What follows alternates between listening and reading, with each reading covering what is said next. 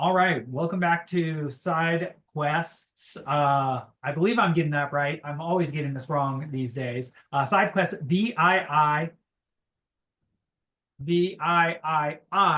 There it is. episode 7. Thank you, thank you. Trying to in a day when we're going to talk so much about identity and names and the labyrinth of names, as it were.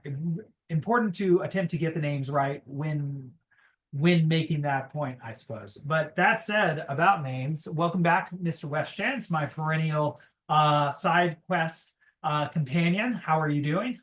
I'm doing great. Good to see you again. It's been a little while. It's a pleasure to see you. It's funny how, and I'm sure the listeners really appreciate this, how we usually have a little pre-show and it's a very natural conversation. But then in my introduction, I feel like I am so artificial. It's like I turn on a different personality.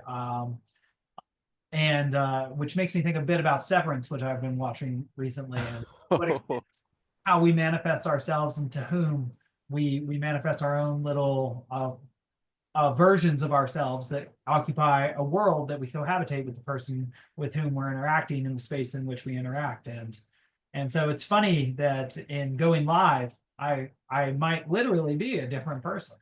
Um, That's a good show, though. I like that one.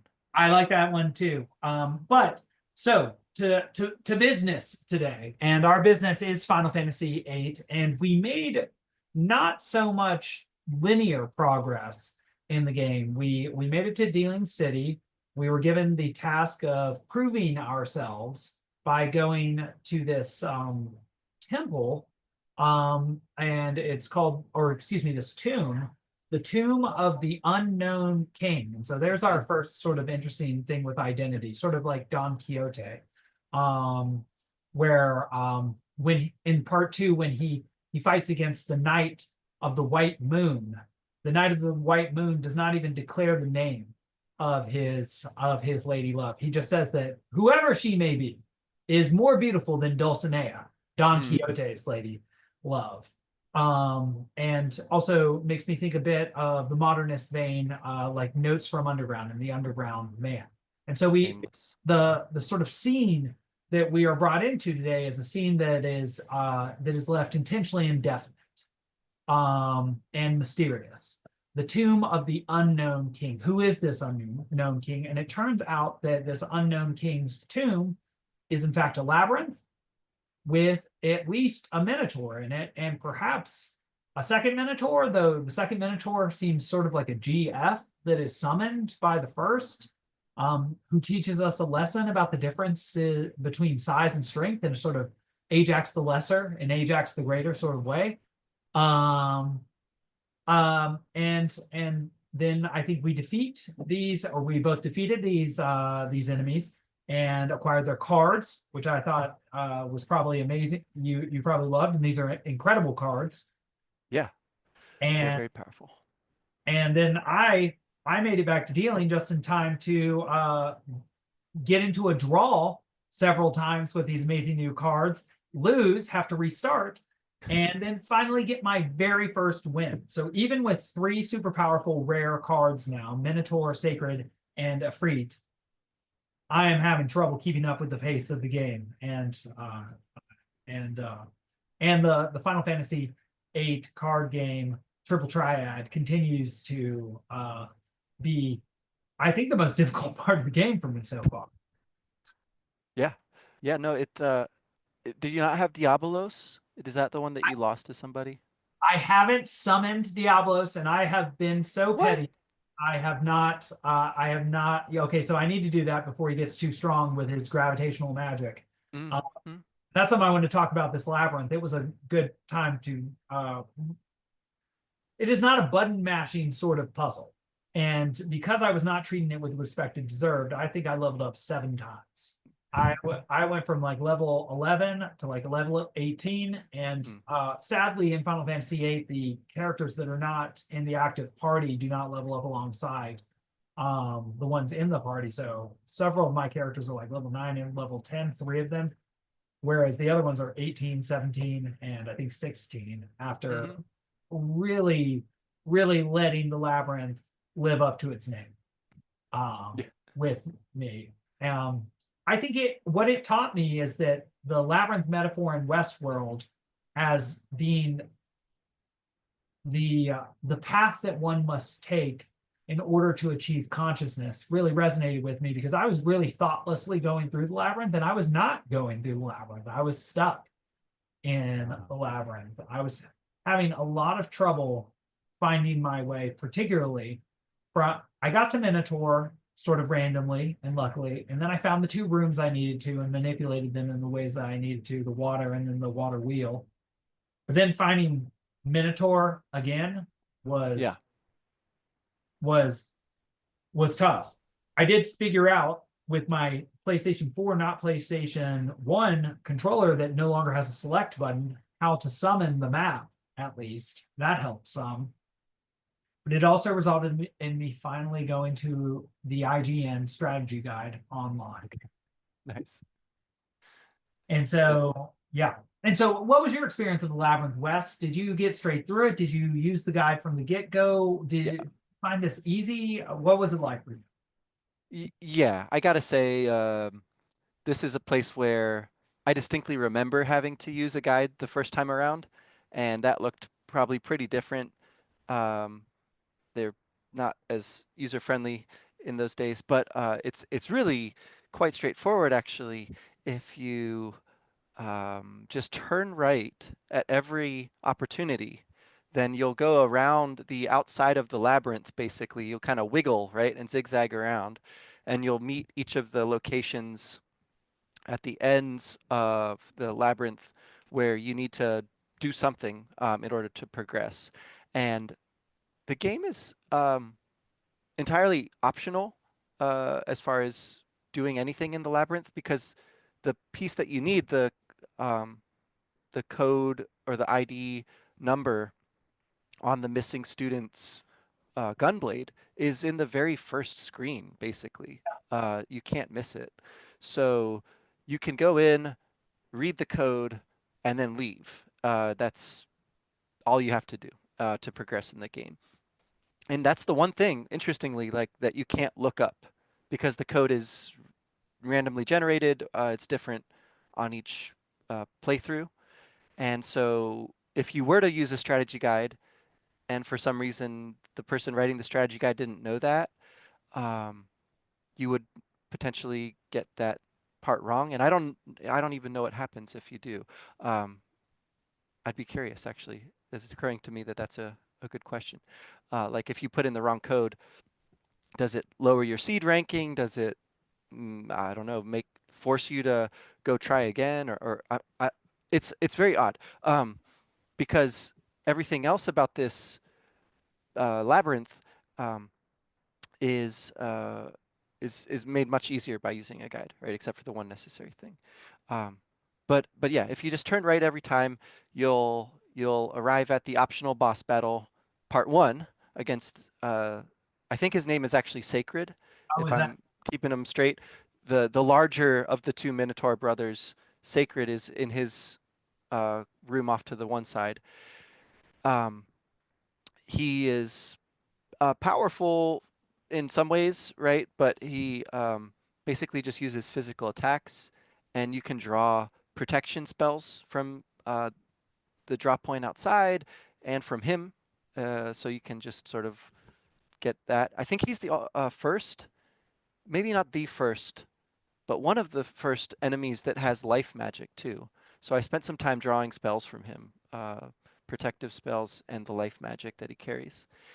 And yeah, after beating him, besting the one brother, you just keep on wiggling to the right, to the right, to the right, and you got to do something with like some gears and some kind of water system. And then when you make your way back around, you'll arrive at the center of the labyrinth, and now the water is filled up and the drawbridge is down, and so you can cross to the actual tomb of the king. Um, which I found pretty cool. Like the whole setup of the labyrinth is there's like light kind of coming in from above, and then there's water flowing through it. So it doesn't have the feeling of a dungeon really, and not even really of a tomb in like a creepy sense, you know. It has a very natural, um, you know, it has a not unlike walking around inside of the crystal in Laguna's portion that we talked about last time. You know, it's visually very very cool. I don't know how else to say it, right?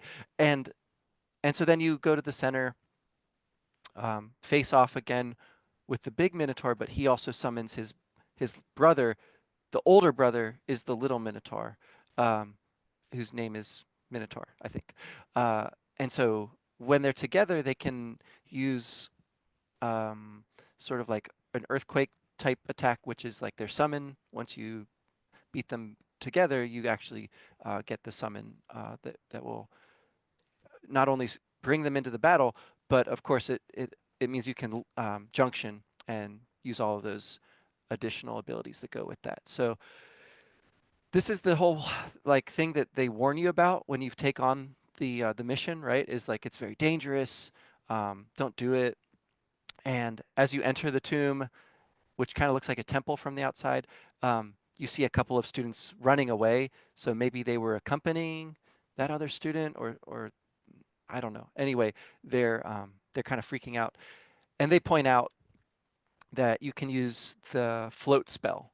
So this is a classic Final Fantasy thing, probably from Dungeons and Dragons before that, although I don't really know. But this idea that if you have a spell that enchants your party and you're floating off the ground, then earth-based attacks are not effective against you. And this is a thing that comes up, you know, in each game to varying degrees. Uh, it's kind of like the whole gimmick of like an undead enemy that you can defeat with a Phoenix Down or a life spell, right?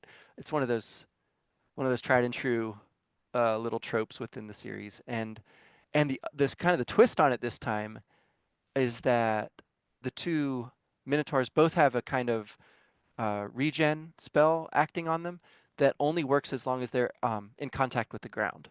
So if you cast float on them, it picks them up, and they no longer regenerate health each turn. So that is a kind of bonus. I don't know, uh, little twist on the whole Earth magic thing that you might be familiar with from other games.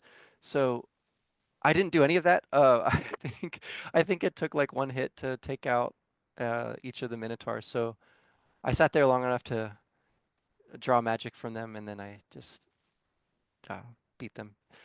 So it was, yeah, really. I mean, it's a fun part of the game. It's all kind of bonus, and you can do it or not. Um, at this point in the game, with Diabolos, I have learned the ability that like lowers the number of enemy encounters. So exploring goes a little faster because I'm not running into a lot of random battles all the time. So you know, it feels pretty good to win, you know, against like a seemingly powerful opponent, especially. Um, it's kind of gratifying. Uh, I I imagine it should be. And you're making me really want to get into the mythological antecedents yeah. of the scene that are really resonant. Um, like the fact that these minotaurs are minotaurs in a labyrinth. And so there seems to be some Cretan element to this. Minotaurus, like the Minotaur is from King Minos of Crete, or rather his wife's dalliance with a bull because of the anger of the gods, and who was then placed in the middle of a labyrinth created by one Daedalus, whose son was Icarus. Daedalus, like Stephen Daedalus, whom I am teaching in my course on modernism right now in Ulysses. But so we have that resonant. They absorb power from the ground.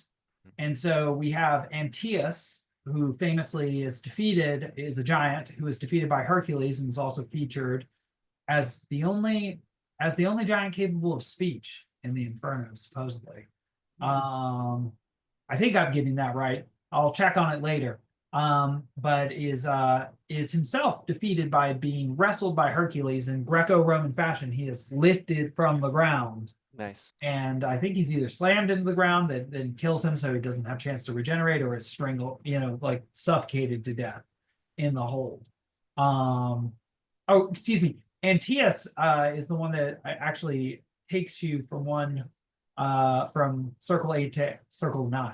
Now that I recall, um, in the Inferno. But so we have Antaeus, we have this Minos and the Minotaur myth at play, and then we have this unknown king. And like you said about the place, it looks like a ruined sort of Eden, like in Avalon, like where King Arthur is supposed to have been buried on this lonely gray island, or the White Island, or this it is beautiful and sort of Edenic, but also ruined, like you said. On the outside, it is not kept up. It is clearly old. But the engineering underlying it, and this one of the theories about King Arthur, that he was actually a Roman, seems to be this sort of ancient engineering, but not like S-Star, which is extremely technologically savvy, but fitting the theme of the scene itself, sort of ancient, like Roman, like using waterworks and stone and nature in intelligent ways. And that I just wanted to mention too. Where have we just come from? Dealing City, the capital of the most major power in the world of Final Fantasy VIII, and we've been going around in these high-tech vessels and fighting against these advanced spiders and getting communication networks set up that are still called old compared to the technology around today. And now we're in this ancient sort of Edenic forest with minotaurs. It's like we've been thrown into the, in the way that many of the early Final Fantasies are sort of and many RPGs in general are set in a sort of medieval-esque world of villages and superstition and a lack of a dearth of technology. All of a sudden, we've been thrown way past there into ancient, like Greek times. Yeah. And so, I was wondering if you were interested, A, in the mixing of the mythologies, but B, also in just this huge change of tone, the seemingly huge change of tone out of nowhere. And it's like we're thrown into archetypal space in the same way that we get thrown into this dream space with Laguna. Here we get thrown into this place where we confront minotaurs. They can talk. They can summon another spectral minotaur that then become my cards. And then these dancing bones talk about how they question the value of being entombed, as if that in some way keeps the spirit, inhibits the spirit from passing on to the next world. So now we have elements of theology and cosmology in this world. Not only are there talking minotaurs, and there are minotaurs, but I mean, what am I even supposed to think that about this space where they become cards? Is this some sort of meta space, this labyrinth that we're in, where I'm not supposed to think that the minotaurs and the dancing bones that then speak to me and pass on are part of the mise en scène, or the actual narrative, or the reality of the game itself, or are these clues to it, in the same way that we're going to experience a lot of interesting details about time and how time can determine the future, insofar as the future can interact with the past. It is running into these dancing bones that talk about the convention of being entombed, in any way revelatory of the world that we're still really uncovering in Final Fantasy VIII. Well, I think about the levels of the game here, right? We have the card playing level, and we have the actual level of going on the adventure, and the two are uh, brought into really close proximity whenever you do get a new GF, because the GFs that you defeat in battle come with cards, generally speaking. I think that's true of Ifrit, Diablos, and now the brothers. And thinking about the GFs in terms of the ones that we've encountered so far, uh, three of them are required to progress, right? You have to have the two from Balam Garden, your Quetzalcoatl, your Shiva. They come out of the computer system. I don't think you can go without them to the first mission. I think Quistis tells you to go back and get him if you miss him, but I could be wrong. And then you have to get Ifrit because that is the first sort of preliminary to the final exam. That's the field test. And so the Ifrit card is the first like really strong card that you're probably getting in the game unless you get something rare or something crazy happens. And then those are the only three requisite ones. The other three, Siren, Diabolos, and now the brothers, who are really two, but they're one, right? Those are all optional. And so, like the card game, half of the GFs we have are optional, but they make the game way easier. They, like with Diabolos, you can turn off battles. You don't have to fight random encounters. You can also mug people and steal their stuff. Um, I mean, all of the refining of life spells is Siren's ability. So you can get crazy, Kiraga and other life and holy spells. So with the brothers, I don't know what their good, you know, statistic boosting things are yet. I haven't explored that, but I'm sure they've got them. So the um the idea that like you're sort of going along on your adventure in your case, Alex, without even using one of the GFs that's available to you, it's crazy to me. It's like, what are you doing? Um, and I guess in this case here, um, the whole optional quest to explore the labyrinth is one that maybe lots of players do just kind of uh, not bother with, right? Maybe they are intimidated by it, or they get stuck wandering around. Um, they forget that you can just push the triangle button to like teleport out of the labyrinth because that's a thing that they tell you. Um, they don't buy the optional little marker that goes on your map that they give you. Like they give you a lot of ways to make this pretty doable, I feel like. So all of that to say, if this is some kind of test, I feel like it's not really testing, can you go to the location, read the number on the gunblade, and go back? It's testing what kind of player are you, right? Are you one that abides by the bare minimum strictures of the base game, right? The adventure level? Or are you one that is interested in messing around a little bit and exploring this huge labyrinth beyond the very first room, maybe setting free a ghost from its tomb? Maybe that's transgressive, maybe that's liberatory. It's a little bit ambiguous. Are these minotaurs some sort of demon that is keeping the spirit of the king trapped there? Are they guardian spirits that protect it for some future resurrection of the body or something? I don't, some kind of King Arthur deal going on. It's all very obscure. There isn't a lot of lore that I know of at this point to explain this place, like why it's here.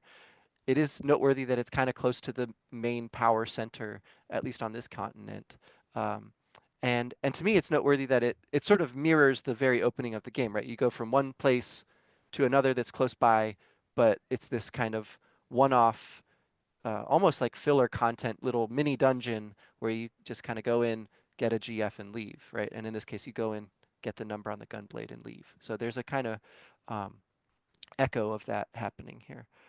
But yeah, just like it seems to me that this is more of a test of what kind of player you are, rather than whether you're courageous enough to do the actual mission that you've already been hired to do. Also, so it's like, what are we doing here, game?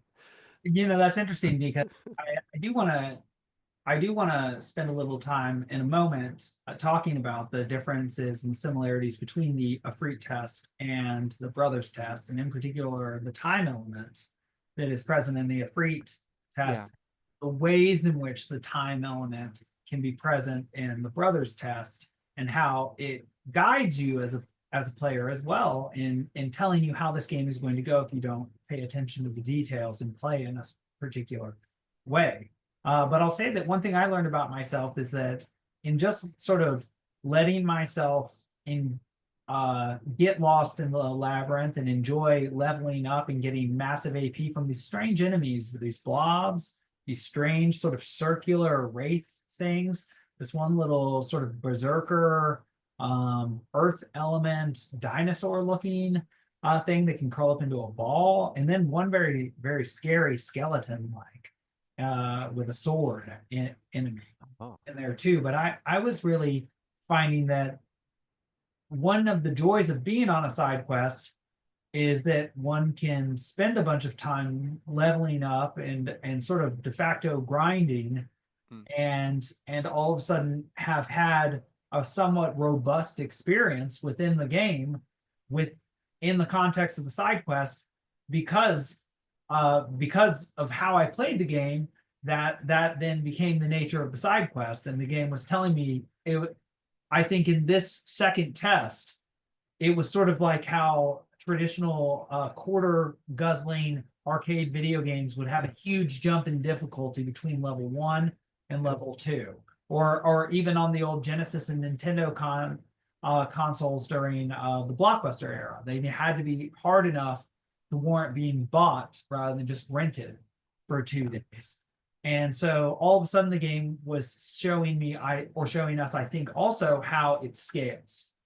And its difficulty scales in terms of the thought content necessary, the details one needs to observe, and what makes the game fun. That the more you put into it, the more thought you put into the game, it really rewards you for, like we talked about earlier, investigating the GF system, really consciously. Its AI will not choose the best path for you. I could already have strength plus 40% from a freeze if on Squall, and there are ways that you can become very powerful, like I think you already are, if you do the things that are laid out in front of you and take the clues that are there, and it is punishing if you do not, which I would say I had a pleasant time in the labyrinth, but I gained many levels in the labyrinth because I was okay being lost, and I did not buy the marker on the map, and I did not summon the map because I did not have a select button, and I only figured out that it was the touchpad much later on. And again, this was perhaps a personal flaw, but I assumed, how hard could this labyrinth be? It looked like it was pretty small.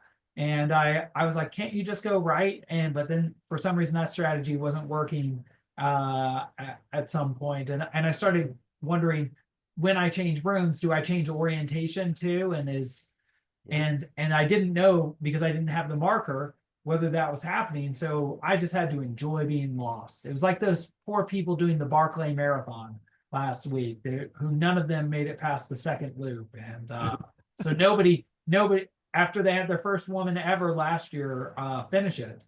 Nobody finished it this year. Wow.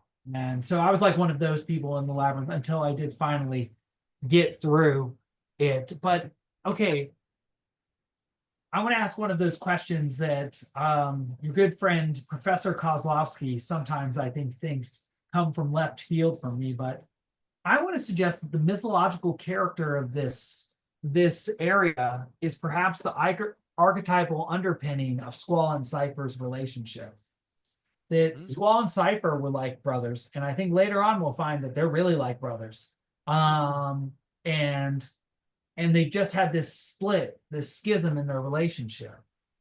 And so what do we find in this strange mythological space that itself might be like the underlying archetype or the overarching archetype that governs or subterraneously, subconsciously, unconsciously affects the dynamic between Cypher and Squall? Well, you get these two brothers, and they're really, really sweet too, right? Because one brother summons the other brother, who he seems to be kind of scared, and the other one seems a little tougher, the smaller, older one. So they have this brotherly relationship to each other.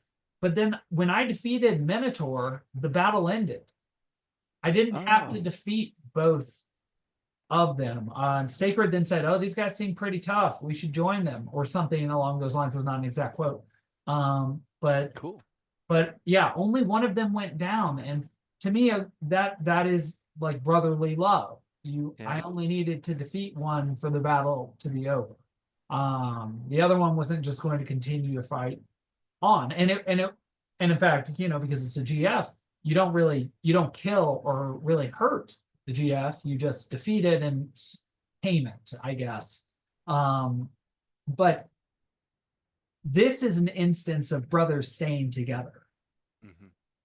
Hmm. It's lovely in a way to see the brothers. They are sweet. They are not dark characters. They're sort of comic Hmm. characters even. And so in some ways, this is like the comic archetypal underpinning of what that is the opposite of what is happening with Squall and Cypher. They have experienced division. Their lives are going in differing directions. And in fact, Squall thought Cypher was dead and was going to continue on his mission. Though he did have some existential angst in those moments. And so I want to suggest that this is like a dream. I'm not, and I'm saying like a dream for Squall, because it represents the psychic space that had hitherto governed his relationship with Cypher, but is now he will only have like the cards to remind him, or these like archetypal GF summons. But there's something like you mentioned earlier about the ontology of the cards or the summon. They don't seem to occupy the same exact reality as the characters with their feet on the ground. Hmm. There's that relationship. That's all that remains of the reality of the relationship with Cypher in that respect. Like it's now a little bit more like Cain and Abel, though not exactly, of course, than these, and I don't think they were ever so buddy buddy. They were obviously rivals, Hmm. but they were always on the same team, held together by maybe a single thread, but that said, Cypher is now gone. And so I know that might be thin, or that might be really going out on a branch. But with this strange quick change of tone, the juxtaposition with what just happened between Squall and Cypher and the direction Cypher's life just went, I it makes me wonder. It makes me wonder why. Yeah. Well, I mean, it's interesting that the person who went there before us had a gunblade, right? And he apparently perished on this mission, whatever it was in the labyrinth. So So that he's like a that figure or see. exactly. Okay, wow. Exactly, exactly. And Squall, right? It's also Squall himself, right? That in some way he's, uh, a weaker, lower quality version of him could have been the one that went in there and was abandoned by the two other students who fled out as you're walking in. Um, and so there's really interesting like little details that might make you start to wonder about that. And I do like the idea that there is a kind of brotherly connection that could include some level of uh, conflict and competition, but that ultimately, when the two are together, they are in some way, unified in the same way that these brother GFs are. The weird thing too, like you said about the space, right? The way it's represented is with the camera always behind you. So the same room will be represented in different ways depending on which entrance you come in at it. And the only place in the whole labyrinth where there's a clue of where you are oriented is the gunblade itself on the ground, right? That's the only one that you can enter from different directions and actually tell which direction you're facing because there's that object that's different. Um, every other room looks like every other room, except for the dead ends, of course. So there's something kind of cool that the game is, I guess, doing in terms of perspective and reality and the way that those things are so intertwined here. The other really cool thing gameplay wise that is worth mentioning is that this is the place where you get the last component to craft Squall's ultimate weapon, should you choose to do so as soon as possible. If you spend a lot of time getting certain cards, the last card that you need is the Minotaur card. It's the one that you can refine to make the remaining piece of the parts for the Lionheart Gunblade. So there's like the weakest character's Gunblade, right? Who we never even met because he's so weak that he's gone. And then there's the strongest Gunblade in the game that is in some way entombed, right? It's hidden here along with. So It's not obvious at all, but that's there, and that's a thing you can do at this point. Yeah. there's an Excalibur element with Exactly. Exactly. King Arthur. That that's amazing, and something about the soul individuated area in the labyrinth. So we were talking about the labyrinth as a testing ground for building consciousness, and that is clearly the operant metaphor in Westworld, which actually uses the labyrinth as a test for the androids to become conscious. But that it's almost as if the world were a labyrinth, like almost a Kantian perspective that there may be some external world, Mhm. but it's basically unknown to you. You really only know according to your subjective perspective and that which your subjective perspective has seen and experienced. And so it's as if the one room has meaning because of its connection to Squall and the resonance of its connection to Squall, as if what our lives are not a bunch of objective experiences, but the resonances of the experiences we have and the ways that those, and this is sort of a Proustian Ulyssian idea, and the ways that those meaningful experiences are re-signified in our day-to-day lives. And that like the world is a bunch of empty rooms that all look the same to one, but um that the sword, in that it's like a gun blade, just like what Squall wields, just like what his brother Ish, friend, enemy, also wields and he thought was dead and is now alive. The rush of emotions that he must Yeah. experience in that room makes it unique for him. And I wonder if the game is saying that that is something like how we see and experience the world as well. That Yeah. that for you, it might be a video game controller, or or it could be your or any number of things, your wedding ring, your diploma, something that meant something to you specifically. Right. And The Madeline tea, right? In Proust's case. the, Uh, the I guess it's the cookie and the tea together or something. But yeah, but when you mentioned that, it made me think of the city itself, right? Dealing City, we've experienced it in a dream, right, with Laguna, and now we can explore it in the present day. Um, like and arts. the first thing they say when they go in, Squall's coming up the escalator from the train, and he looks out, and there's this kind of sequence where you see the whole city, and he's like, "I wonder if Laguna is here somewhere," right? It's one of his thoughts. And the city itself is kind of labyrinthine. It's a little bit weird in terms of you're going one direction and then you appear in another part of the city, and it all sort of revolves around that arc of triomphe, right? The Yes. place that you could visit with Laguna. You couldn't do anything there, right? And now with Squall, similarly, you can visit the hotel, but the piano player is not there. There's nothing special really going on at the hotel, so the things they've kind of swapped places. Um, the only significant thing I know of in the city, right, other than obviously progressing the plot of the game, there is a card battle where you can get the Kyros card. So if you're doing the whole Queen of Cards thing, you can do that. But I just want to point out, yeah, the idea that like the mythological space and the city with its kind of literary and cultural qualities, those spaces are in some way like uh, they echo one another. They have a kind of a resonance with one another as well.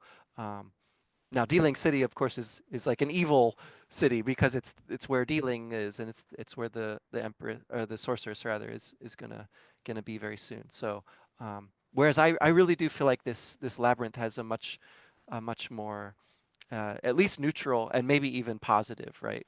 Kind of force to it at this stage. What do you think about the fact that dealing this world superpower that has potentially world dominating aspirations is located so close to the tomb of an unknown king? Yeah, yeah. It really feels like it's a kind of uh, rootlessness, right? That they have this thing right there that nobody pays attention to except for the like go and prove that you're courageous enough to do this other mission thing, where all along there's a very powerful thing sleeping there, right? It's just over there. It's just up the peninsula, right? And yeah, it does strike me as again an instance of characters in the game having a kind of lack of memory, right, or lack of curiosity about their world and about the spirits, the forces of nature and of magic, essentially, right? They treat it as a card game, but they can refine those cards into incredibly powerful weapons and defenses and items if they were to choose to. So I like that you say it's a rootlessness because, right, it is their own geographic history, and there is a sort of sacred power there, and yet they ignore it. And like there is a mismatch or a mishmash of mythology going on in the labyrinth, there's a mishmash of sort of cities in this super city, right? Like you said, there's an Arc de Triomphe. So there's like this France and this occupied France sort of thing going on when these Galbadian soldiers were there and they were hanging out and watching Julia all the time. So like occupied Paris. And like you mentioned, this is a bit of a tangent, but like you mentioned, is Laguna here? When Laguna was there, the space meant something that it was occupied. There were, or rather, there were soldiers present in uniform going around all the time. That's much less present at this moment. And Julia was there, and there were various different. This sort of like Majora's Mask teaches you. There were various dramas that went on in differing space times. Like it was the time that Laguna was there and Julia was there, and this thing with Esther was going on, and so it was a time of war, and so there was love could just blossom in such under such conditions, ostensibly speaking. Whereas Squall, this very unromantic hero character who is around several beautiful women, at least one of whom clearly likes him romantically, Quistis, yeah. and she thought she was in love with him. And Renoa seems to be, well, if you've just seen the cover of the CD case, also somebody who might be inclined towards him. And yet we are not seeing eyes on me or any sorts of sparks flying. In fact, he continues to be sort of a cold, let me not, again in the sequence, I had him just be like, oh, I better not question this. It's not a soldier's job to question this. And so he continues to not only push away his emotions, but also to push away his thoughts and his doubts. It's almost as if this young man within this labyrinthine city, after having gone to this mythological labyrinth, is not understanding the labyrinth of himself. Again, to return to the sort of Westworld consciousness theme, and that perhaps what a person is their feelings and relationships and their questions and doubts.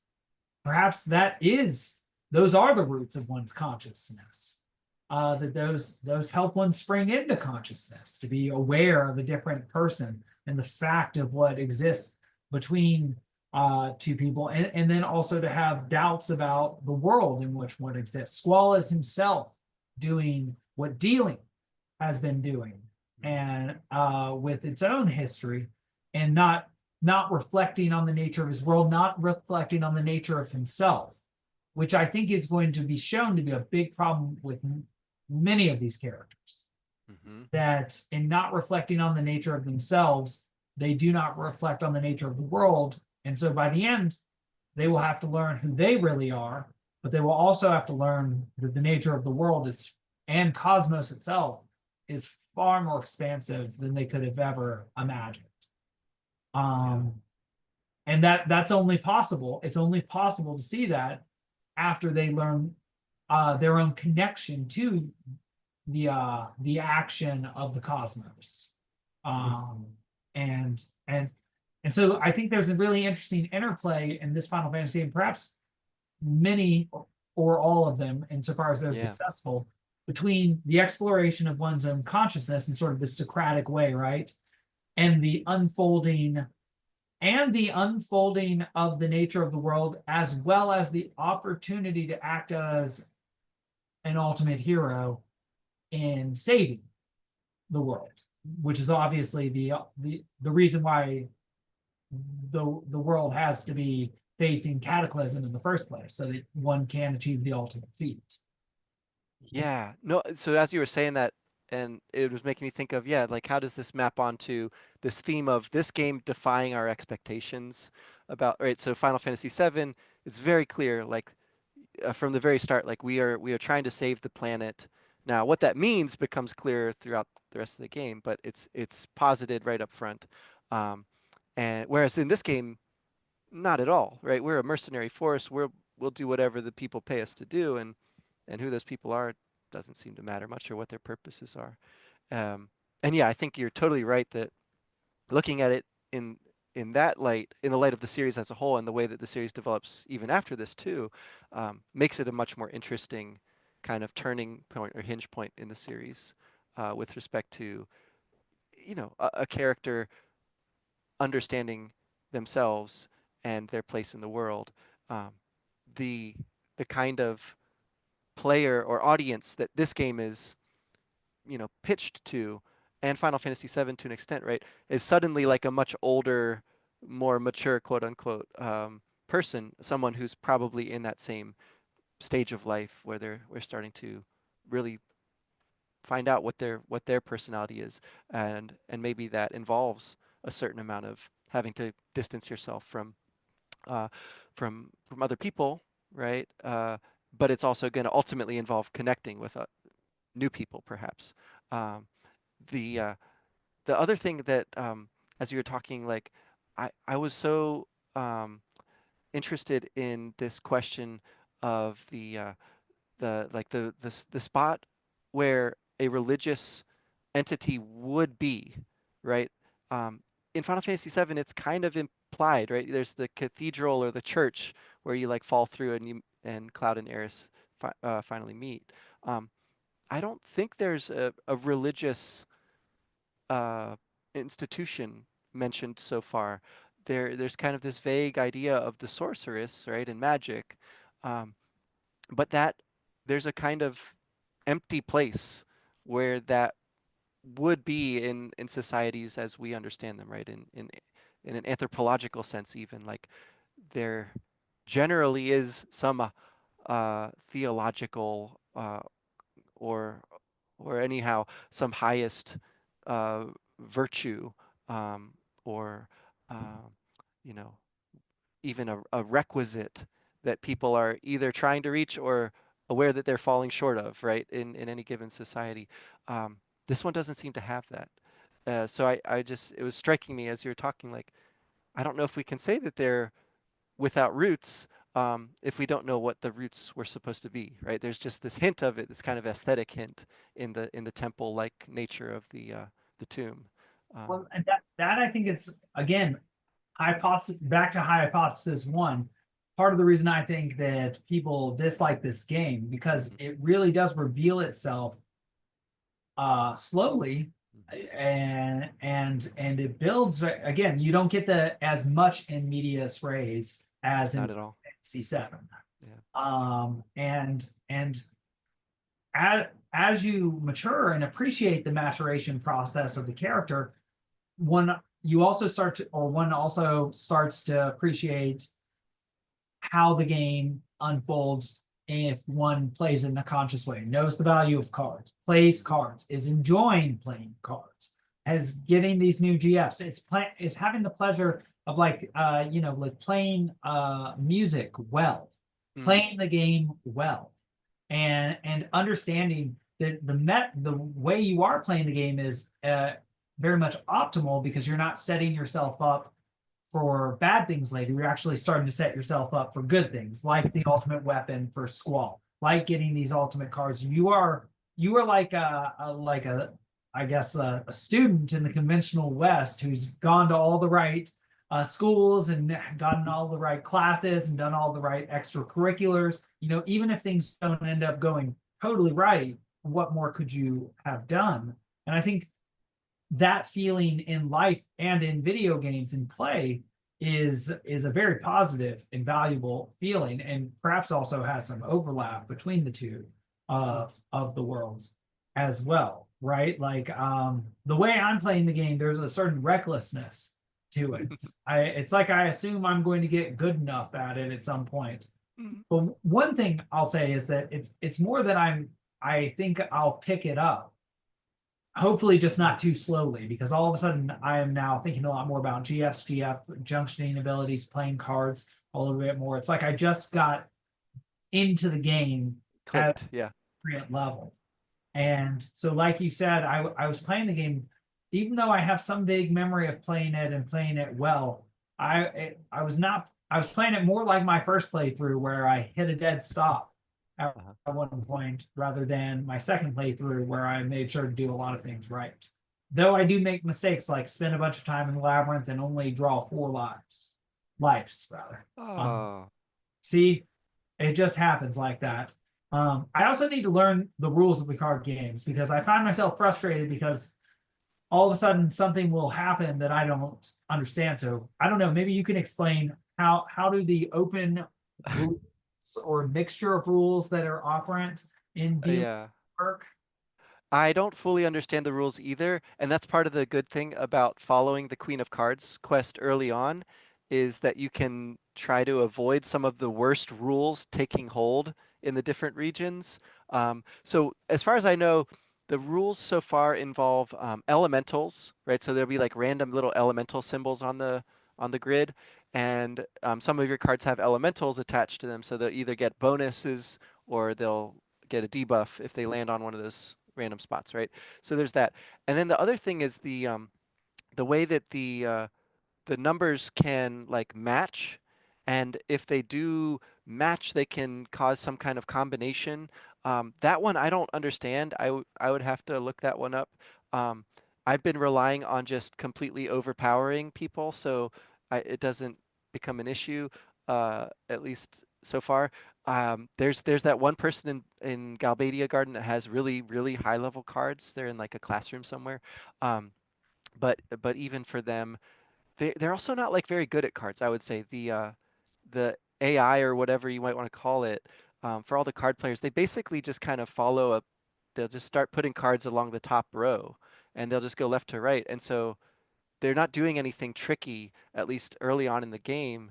And then, if you have better cards, you basically just win. There's not a lot of strategy per se. So so yeah, maybe there's some ways that you could like be more efficient and use some of those rules to your advantage to have weaker cards beat better cards, right? And do that whole thing. But I think it still relies a lot on luck and a lot on the opponent doing things that are going to be beneficial to you. Um, you definitely want to avoid the random rule. I know that much because then it just draws 5 random cards or whatever for you to play with, and that's not good. That one, that's that's when Ben was like, "Hey, just reset the game. If you get that one, you gotta start over." So so that I do know. Uh, and as far as like the ultimate weapon thing, I haven't actually played enough cards to get all the pieces of that, so I'm not gonna sacrifice my new Minotaur card just yet for that. I'm gonna wait till later in the game. I don't think I need it right now anyway, so I'm not gonna bother with all that right now. Well, I something you said about that specific side quest or that particular side quest and how you have to kind of find your way to this random classroom, this random person who happens to have these amazing cards. There's something that's being, I think, both said about life and the value of side quests Mhm. there. It's when you do these things that are seemingly unimportant, you find these instances of meaning and connection and new knowledge. Like this person who's otherwise a nobody in the game all of a sudden has a very meaningful role. They're valorized or imputed with value, value that you wouldn't see if you weren't on this specific or this particular side quest. Mm. And so you get to see even characters within the game in a new light, as well as experience more of the game, understand the game better and how much is in the game, and also the value of doing things that are off the straight and narrow path, which is Mhm. actually something you can't do as well in modern Final Fantasies, funny enough. But that Mm. therefore all the more should be appreciated in this game where you aren't just tunnel running or whatever they joke about Final Fantasy 13 and Final Fantasy 10, that you just kind of run straight the entire time. The environments change, but you're And not things like that. exploring as well. And so this is something we talked about a little bit when we first were talking about Final Fantasy 7, and I noted just how much more you got out of the game because of your exploration of more side quests. But I think that that also translates to life too, right? Like you can do all of these things that maybe other people don't see the value in, but in not just, I guess going to work, going to the gym, eating food, going home, but making going, having diversion within that creates additional consciousness and just presence in the world, Yeah. and a richer experience of the world because of the greater diversity of experience. And I think play is a really good image for that, right? Like it's a very generative space where uh, you're doing something that might be serious in the moment, but in the scheme of things appears pretty insignificant, right? And yet without that, other things don't click for you.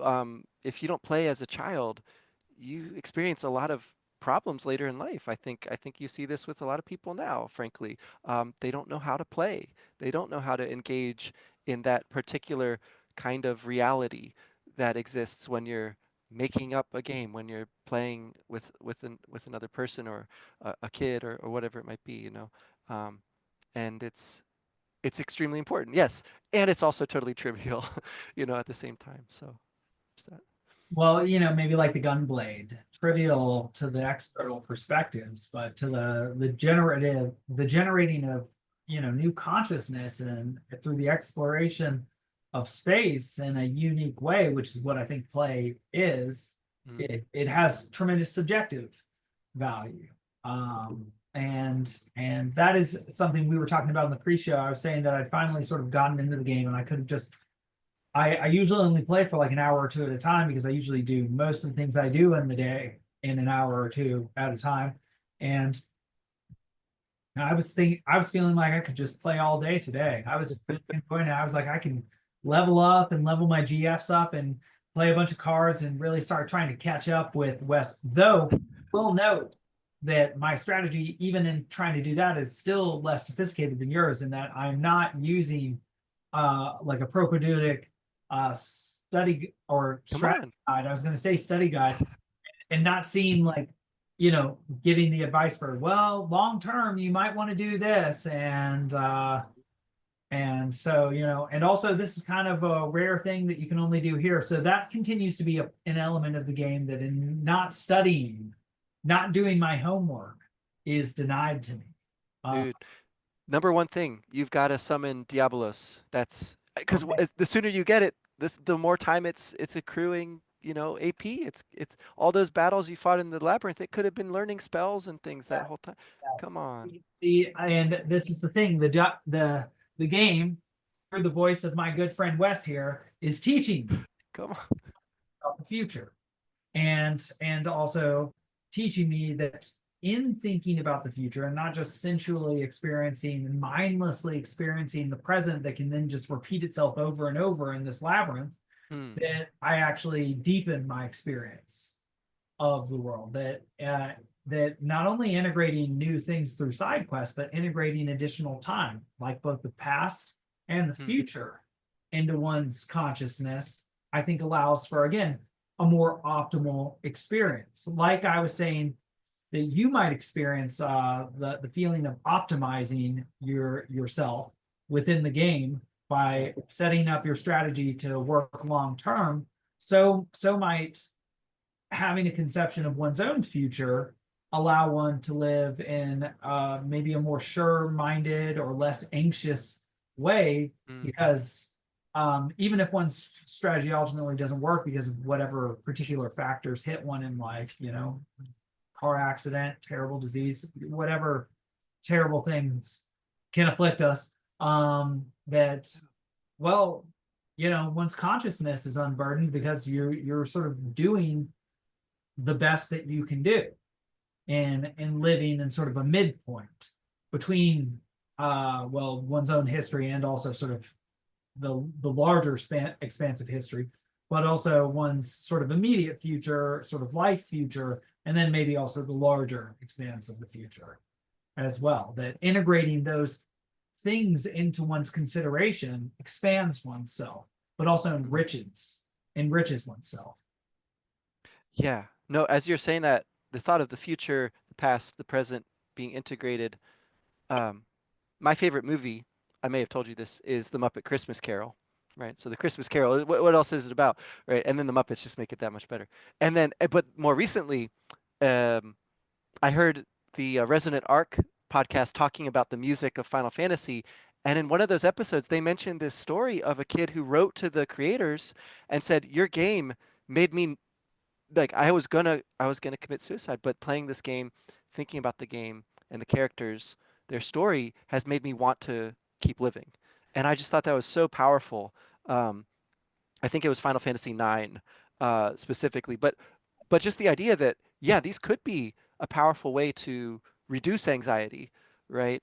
Um, and have a feeling of uh, competence, if not excellence or optimization or something, but at least competence, right? And a feeling of connection uh, that people might be lacking in other parts of their life, but if they can establish it at least in some small way through the medium of the game, or the medium of other artworks like a film, a book, whatever it might be. Um, I think that is potentially extremely powerful, right? There's anecdotal evidence, at least, from people who have had that experience of utter despair, right? Prepared to commit suicide, and then they change their mind based on the experience of play or of uh, whatever you know the life experience might be, the small thing that makes the difference. And I think you're speaking to also just the value of great art. Mm. So we live in a day and age where a lot gets said about how art is maybe privileged if it's just ars gratia artis, and that it maybe should have a political message, or to what Mm. extent should it have a political message. We have all sorts of sophisticated questions about art right now. And that's wonderful. But one of the values, I would say, of just profoundly great art is the profound longing that it creates in a person who experiences profound art to understand the depth or the nature, or in wanting to understand these questions that have a scope that maybe one has never experienced, particularly if one that doesn't come from like a religious background, Mm. that it reveals depths of reality that one then experiences sort of Socratic torpedo fish, Meno longing to explore. Mm. Oh my God, I had no idea that reality was so complicated, or that the world could be so complicated, or that I was so complicated. That like a mech is not as complicated as a human Yeah. in any way. That's why the human is the brain. At least sometimes more, depending on Gundam or Xenogears or and Oh, that's a whole other rabbit hole. See, I thought we wouldn't have that much to talk about today because we didn't play that far, but yeah, it Labyrinth. turns out, it Labyrinth, turns out it's all there. you know. Well, once you create the space for the activity, then it's generative, like you said, Exactly. once you take something in the ground, you can do something around it. You can dance around it like David. um I which love is that perhaps part. what we crazily did. And since we mentioned Professor Kozlowski 3 times, I hope he does listen and engage. Particularly, Yes. this is a game that he seems to love, and so good to share with 2 or 3 people that which one loves. And right. So therein also lies the value of pursuing a side quest with a team. Mhm. It creates the opportunity for not only more experience, but more shared experience. Um, and perhaps one like the heroes of a game can then experience being a hero of a quest alongside one's friends. And that like optimizing one's future as being a way of reducing anxiety and increasing one's sense of sort of control and confidence in the world is also a sort of Maslow peak experience, Mm. that one is fulfilling the gene archetype to fulfill the hero, um, and with friends. And so it's like an Aristotelian Mhm. friend of the good. You're all achieving this archetype together. And so you're meeting to do the thing. It's like the Buck Mulligan and Ulysses, where they are not meeting to do the good. And they're probably not even friends, really. Um, Yeah, it kind of so seems that way. Yeah. yeah, but you with your friend get to be a hero alongside them. It's even though it might seem nerdy, it's like what people imagine knights were doing in those medieval settings. And Yes. I won't talk too much about the realities of what knights really did. But in the stories, they were noble. And their heart was in the right place, I'm sure. I'm sure. Uh, when you mentioned that, um, I feel like I should also say that there's this call for papers that you found, and then there's also this conference that you found. So these are Yes. some things that could potentially expand the circle a little bit here if we do end up throwing out an essay or two for the humanities. I guess it doesn't close until like September, so there's a good little while here for that one. It's on electronic literature and game narratives, and yeah, I mean, I think any and all of this kind of discussion would be pretty pretty good for that one. And then there's the rituals of play multi-platform. Uh, this one is for a symposium that is at Manchester Metropolitan University. Um, and this one is more kind of, I guess, a little out there. Like they're interested in the occult and different kinds of political, social, cultural issues, but still in that in that game uh, media sort of realm. So yeah, I think it'd be worth um, making a pitch for that one as well. Yeah, Um, I agree. And I think one of their bullet points was pretty in line with us. It was something a little more straightforward, like game narratives, like we yeah, do. yeah, yeah. So there's I, only 5 days remaining on that one though. I gotta get on that. yeah, Is likewise, likewise. Well, listeners, that we're going to be working hard. Also, a special treat for the listeners who made it this far. And I mean, amazing if you did. And and well, happy to spend so much time with you, really. Um, Wes and I are going to be in the same city. I'm traveling up oh, to that's right. where he lives, uh, way far away from where I live. I teach at LSU, so I'm in the southeast. We're going to go to the Pacific Northwest ish, to where Wes lives. He can reveal himself where he lives or not. I don't know how famous we're going to be soon. I think we got 8 views on our last episode. Yeah. To those Uh, perhaps 8 people. We're going to do perhaps one of these this upcoming week. Or not. So we are at least going to get to collaborate in person. Whether we get to do a Zoom or not is up to a bunch of factors, but it might happen. It's possible. Yeah. We at least be in the same space. Maybe I'll put up an Instagram video or something. Ooh. Yeah, let's do it. All right, to that abstract then. Yeah, I don't know. 300 words. Ooh, I don't know if I can squeeze out 300 words. We'll see. Yeah. Well, it was a wonderful conversation as usual. A lot to think about and a lot of value. What is it, to use the most deadened corporate language? A lot of value added, I think. And I think that sort of exploration is what many of the people who went to St. John's like we did experience when they just do a seminar. When they do the street Totally.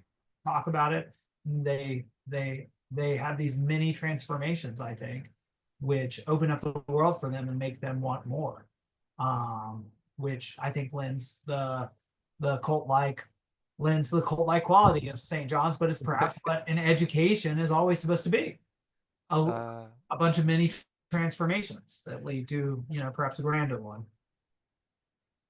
Yeah, no, that's good to point out as well. Yeah, the encounters in more established institutions are still out there, right? Uh, I hope that place continues. Long may it prosper, St. John's. It's a good spot. Long may it prosper, and long may you prosper, my friend. And I You look too. forward to seeing you this upcoming week.